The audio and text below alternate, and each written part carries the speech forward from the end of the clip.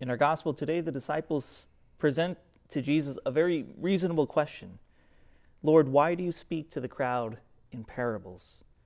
Jesus is known for his many, many parables that attempt to explain to us many aspects about the kingdom of heaven, about who God is, about who we are, about the moral life, and about many, many aspects of what God wishes to teach us.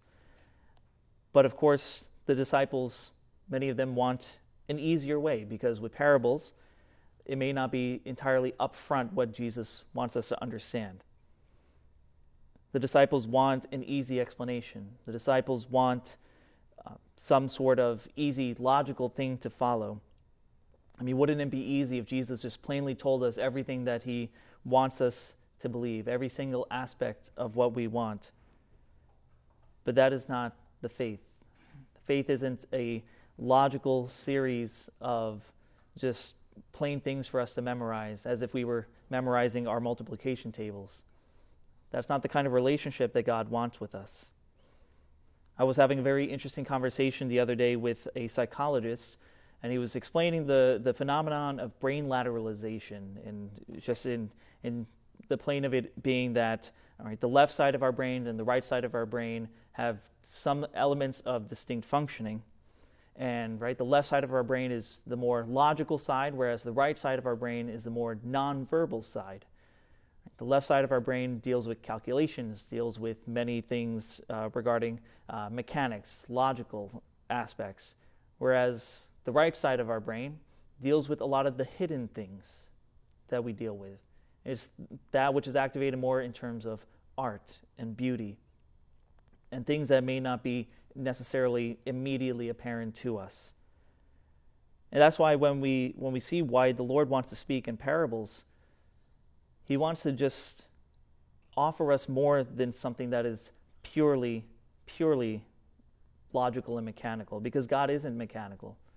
God is a beautiful, dynamic reality.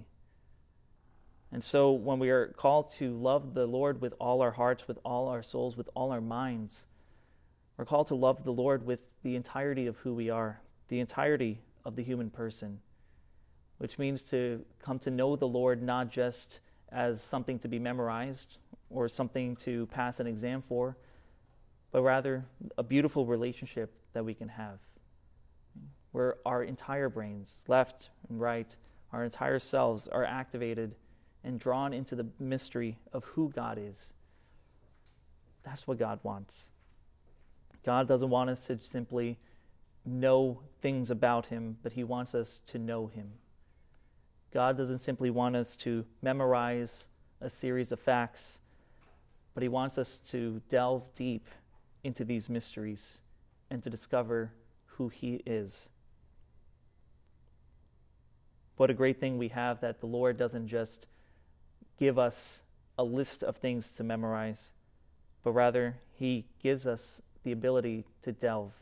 He gives us the ability to grow deeper into our relationship with him, to speak to all aspects of ourselves. Let us rejoice in that. Let us rejoice in who God has made us to be and the way that the Lord speaks to us in all of these aspects.